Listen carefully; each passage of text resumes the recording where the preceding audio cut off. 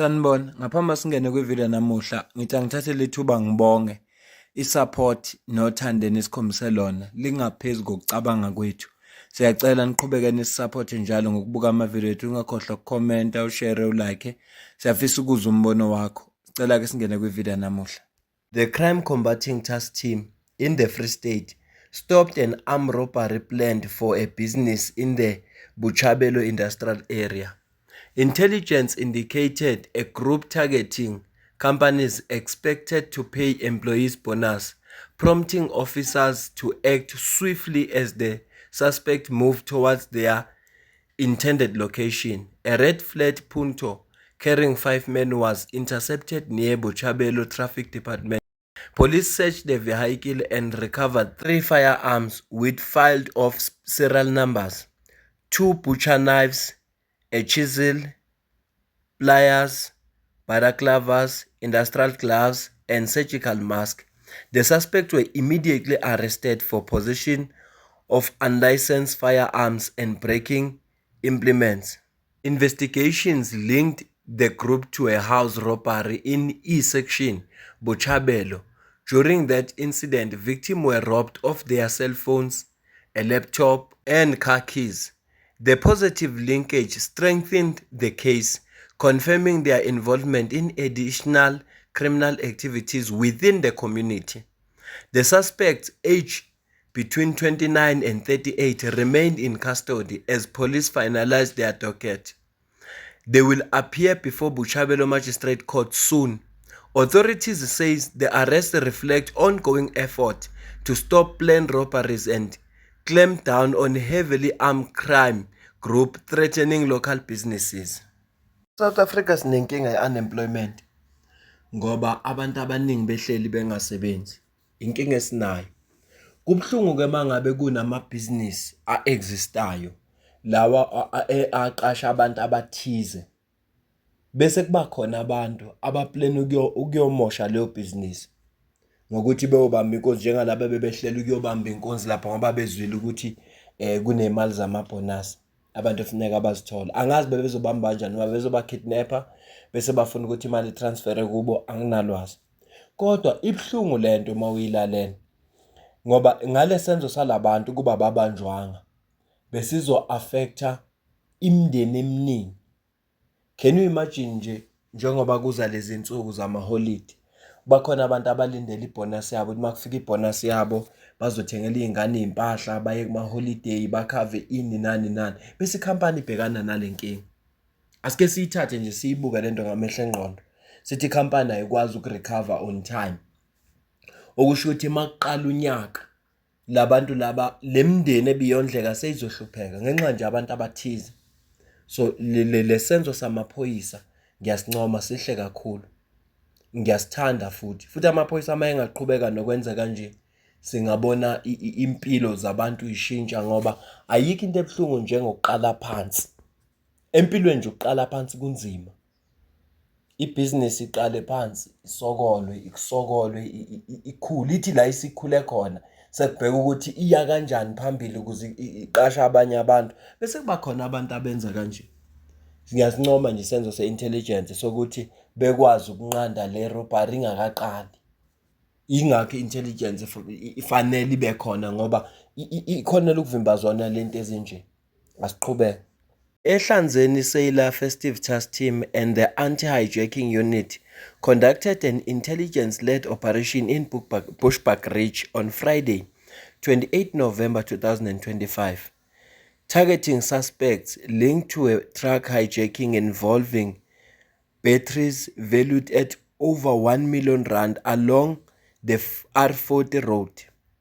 7 suspects were apprehended in Marite and found in possession of 3 R5 magazines, 32 live 9mm rounds, 13 R1 rounds, and 12 R5 rounds.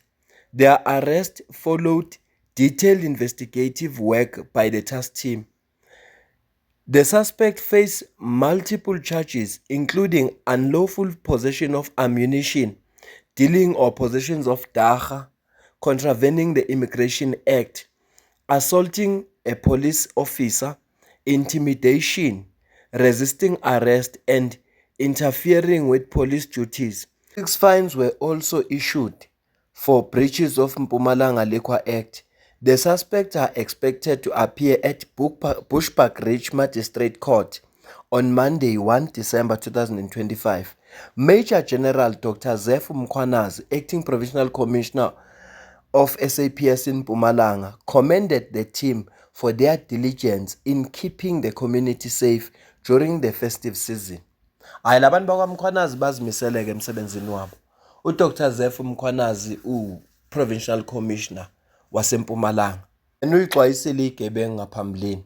Njengakaqali la le festive season wayixwayisa igebengu ukuthi njengamaphoyisa bazimisele futhi bazokwenza noma yini ukuze bavikele umphakathi. Benza ukuthi i-festive season ihambe kahle emphakathini.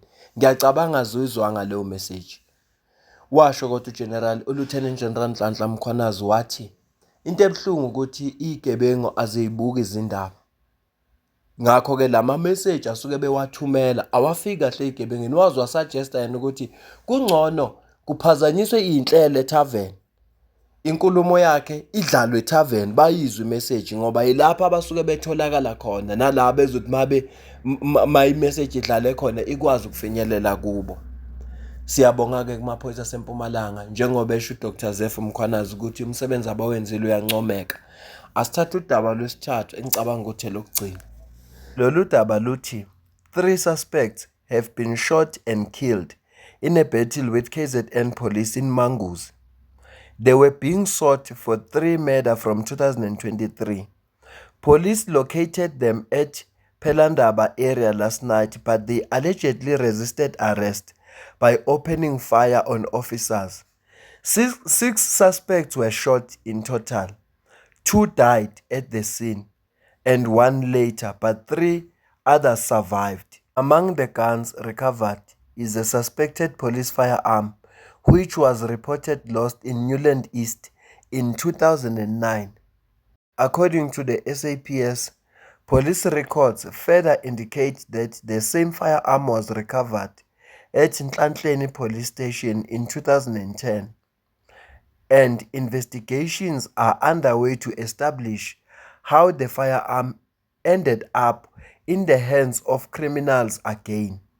Those who will be found to be responsible for negligence or any act of criminality will face the full might of the law. Igebengu namhlanje azikakafundi. Uma ufuna amaphoyisa ase-KZN, into elula ofuneka uyenze ukuthi usarende. Ilula kakhulu lento efuneka ziyenze lezi gebengu. Amaphoyisa ase-KZN awafane namaphoyisa esinawo i-country yonke. Wazama ukuba isigora nje noma wazama ukuba iqhawe wathi uyabadubula bazokudubula bakubulala. Buka manje sekufe 3. Laba abayi-3 bazothwala lamacala laba abanye. Uma ufuna amaphoyisa ase-KZN, surrender. Ngale kwalokho bazokusiza. Bazokwenzela izwe ubulungiswa. Basave nemali zokuthi wondliwe lapha kwi-correctional facility.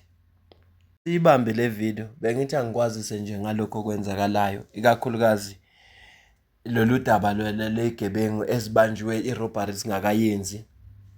Kube udaba lwesibili esikhulume nalo daba lamaphoyisa ase-KZN. Bengithi nje angikwazise ngalokho okwenzakalayo. Mina nawe asidibane kwi-video elandelayo. Ungakhohlwa ukukhomenta, usubscribe, ushare, ulike. Ngiyabonga kakhulu.